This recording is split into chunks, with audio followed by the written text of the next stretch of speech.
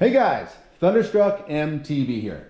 Well, today's the day. This is easily the most asked about when am I going to do this video that I've probably ever had on my little ridiculous small channel.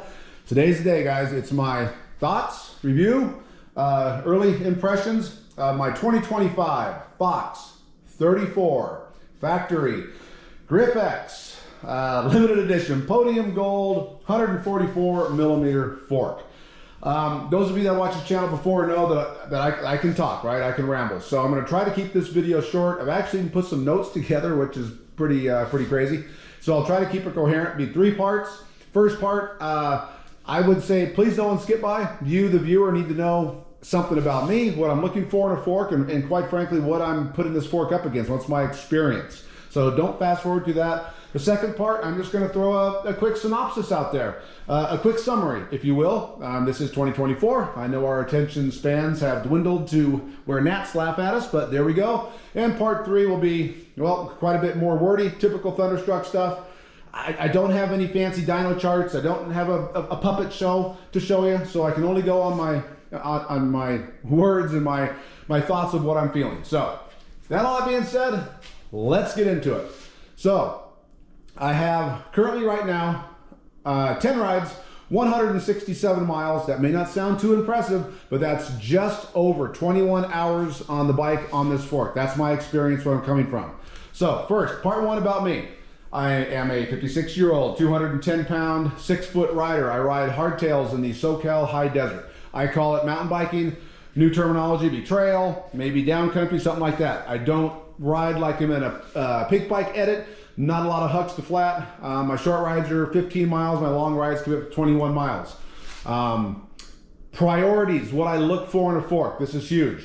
Number 1, far and away, is going to be off the top sensitivity. That magic carpet ride. I'm guessing maybe the first 60 mil of a 140 millimeter fork if I had to guess. But I'm looking for that magic carpet ride just to make it all disappear here at the grip as I'm riding. That's priority number 1. Priority number 2, right behind it, I'm just going to call damper control. I want the damper on the compression side. If I start to go down a steep chute, that's not real rough, but a steep chute, I don't want the fork to dive. I want it to support me. I also don't want it to be harsh and spike on quick impacts. And since I'm 210 pounds on kind of the other side of the bell curve, it needs to control the rebound side of that air spring since I run a little more pressure than the people in the center of that bell curve, so it has to control the fork's rebound. Lastly, and third, will be, we'll call it fork stiffness, as well as bottom out resistance. While those are important, they're well below the other 2 for me. We'll touch on those in part 3. Lastly, what am I comparing this against? All these forks were either on this bike, but most of them on that bike over there. That is a Santa Cruz Chameleon version 7. This is a Santa Cruz Chameleon version 8. The forks are either 130 or 140, not that that really matters. What I'm comparing it against would be a DVO Sapphire, which was in 2019, as well as a RockShox Pike Ultimate Charger 2.1, RockShox Pike Ultimate Charger 3.0 with buttercups, a Fox 34 Performance Elite Fit 4, a Fox 34 Factory Grip 2, and then this Fox, of course, 34 Factory Grip X. Okay, so that's what I'm comparing it against. So that's about me. That kind of ends what I'm looking for, what I'm comparing it to. So now let's go to part 2. Here's a summary. You guys want a quick summary. How do I rate this fork? Well, this fork right here, after those rides, it beats out and is the top of the leaderboard and beats out second place, which is a Fox 34 Factory Grip 2. It beats it at the line by about a bike length. And we'll chat more about that here in the part 3 coming up right now. So for those of you just looking for the summary, there you go. Thanks for stopping by, and enjoy your purchase or not purchase, wherever that helped lead you. For the rest of you, here we go. Let's get into it. I'm going to talk a little bit about how I rate the forks quickly from worst to best, and then we'll kind of get into that and go from there. So from worst, in my experience, the 2 worst forks were easily the DVO and the Fox 34 Fit 4. Both of those forks, the DVO, I will probably never try another DVO product again. And the Fox 34 Fit 4, to me, for what I'm looking for in a fork was so bad I almost didn't try another Fox product. They were that bad. Next on the list, just jumping up a bit, that would be this turd right here. That would be the RockShox Pike Charger 3.0 Ultimate Buttercups. That right there is just a notch above them. I'm not going to go any more into detail on that. I have a whole series on my channel about that fork. That's all it gets from me. Next up, my favorite RockShox product would be the RockShox Pike version, RockShox Pike Ultimate Charger 2.1. To me, that was RockShox's best fork easily in the last 4 years. And that fork is the best RockShox forks, but it's still just a step down. It would have lost to both of these in a sprint by 10 bike lengths, okay? So that's pretty much it for comparing this Grip X with any other fork. From here out, we're going to just stay with this 2025 Grip X versus the 2022/2023 Grip 2. So let's get into it. So what I think is great about this review is the Grip 2 that I had was the exact same chassis as this chassis. It was that 2022-23, the rounded arch, the channels in the back, same chassis, right? Same crown, same chassis, same lowers. From my understanding, the only thing different on this 2025 to that Grip 2 that I had was they went with a different bushing in this 2025. It's now, I think, a one-piece bushing. I don't know if that's actually just a cost-cutting savings for Fox, who knows? But that's the only difference. The chassis is the same, the air spring's the same, bushings are a little different, and of course the big thing here we're talking about is the Grip X versus the Grip 2. So again, based on what I'm looking for in a fork, why does this Grip X win?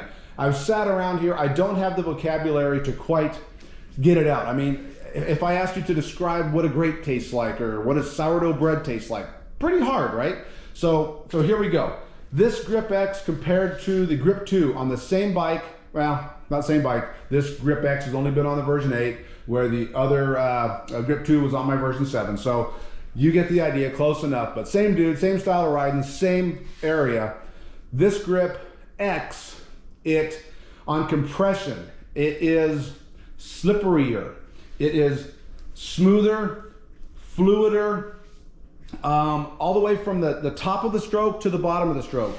Low speed and high speed compression, both of them, it just feels somehow smoother and lighter, and things happen at the grip with a little less feeling.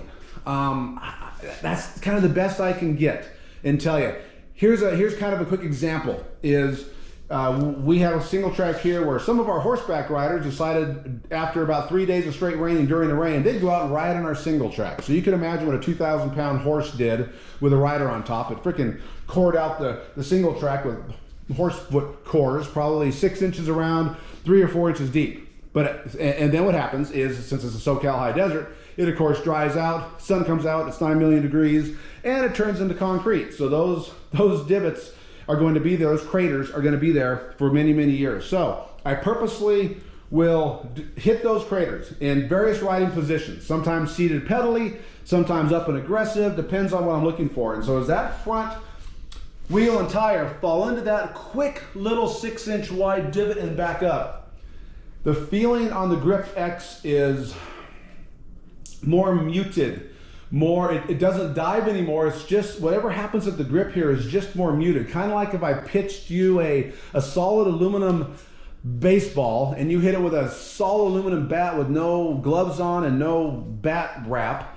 And if I did the same thing with a real baseball, but let's say a composite bat with some gloves on and a bat wrap on it, those would have two very different feelings at the hands. Again, try to describe that, right? But that's the only way I can kind of describe it is the damper here just seems to take away a bit of the feeling. I can still feel what happens here, but it's just a bit muted on the compression side. So that would be just the overall kind of quick rides, quick jars, I guess you would call it. Now, some of my chutes I go down, they're low speed to where my body weight's kind of trying to, want to go forward. And even though this Grip X is slipperier, more fluider, lighter on the compression stroke, it seems to also doesn't spike, it's not harsh, and it still has plenty of support. Again, 210 pounds. I'm not just relying totally on the air spring. Quickly, facts of what I got. I should have let off earlier. 210 pounds. I've been going between 101 and 103 PSI. That's 29 millimeters of sag, which is 21%. A little bit higher than what Fox recommends. They like 15 to 20. I'm about 21. And rebound is right what Fox said, and that's all the way closed, backed out 5. And both compressions, high and low speed, just as they say to start, all the way closed, both of them backed out 10 clicks. So with those factory recommended settings and all over 21 hours of riding on the bike, guys, the only thing I've jerked around with is PSI. I've gone between 101 and 103 PSI. That is it. For those of you who just found my channel, go back and look at some of my other fork videos. The fact that I'm not twisting knobs every couple of rides trying to find better settings says everything that I probably just could have led with that in review. It says everything that probably needs to be said about this damper. It's so far the best I've had. I can't see it getting any better. Will I play with some clicks and compression? I might. If I did, it's only for curiosity. There's no reason for me to touch anything on the damper side. So again, that's the compression we talked about, what I'm feeling. I don't have any long descents, no alpine descents where I can tell you after 30 minutes of descending, does it fade, having less fluid? I don't know, guys. I don't know. I don't have that. I can tell you this fork is lighter than the 34 Grip 2 that I had before. It's about, I think, 60 grams lighter, which is nice. I'm not going to lie. I'm not going to tell you can feel it, but it certainly is nice. Rebound side, again, I'm 101 to 103 PSI, so the fork's got to control a pretty decent amount of rebound.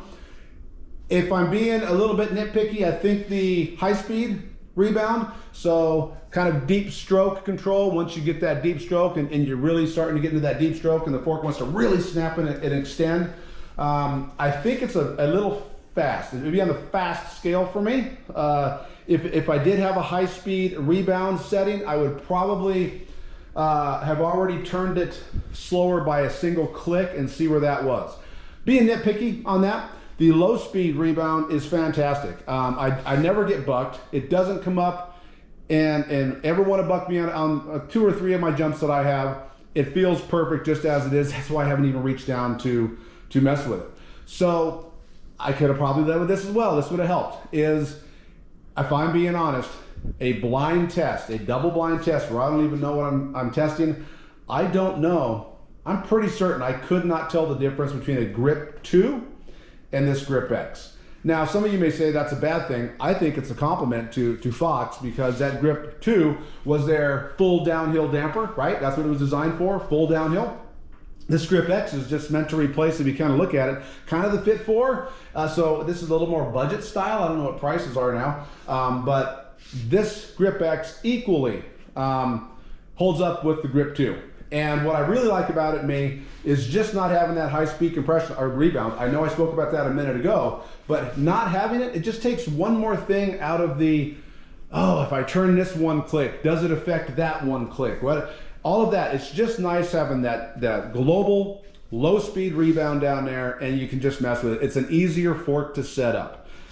So that is my experience. It wins and it beats my previous best fork, which was the Fox 34 Grip 2. The Grip X beats it by a bike length at the Sprint for the reasons I spoke about. I do think it's a better damper. I do like that it's easier to set up. So is it worth, if I had the Grip 2 and perfectly functioning Grip 2 and I just had the itch to go with the Grip X, do I? Nope, I don't. I live happily ever after with your Grip 2 until you need to upgrade. If you're going up, and you have both forks and you're gonna buy one or the other and the Grip 2 is on sale on blowout and the Grip X is a couple $100 more, well, do you want to future-proof yourself? Do you want to have the newest tech? That's a harder choice to say, do you do it or not do it? I don't know. Now, if you're just in the market because you need a new fork, period, end of story, and you do have experience with the Grip 2, but you sold that on a last bike or whatever and you loved it, this Grip X is every bit as good as the Grip 2. that you can go ahead and just rest assured on. Go with the fork, pick it up, live happily ever after. So I hope this helps in some small way, whichever way you're going, whether you're leaning on buying the new fork, whether you're not leaning on buying.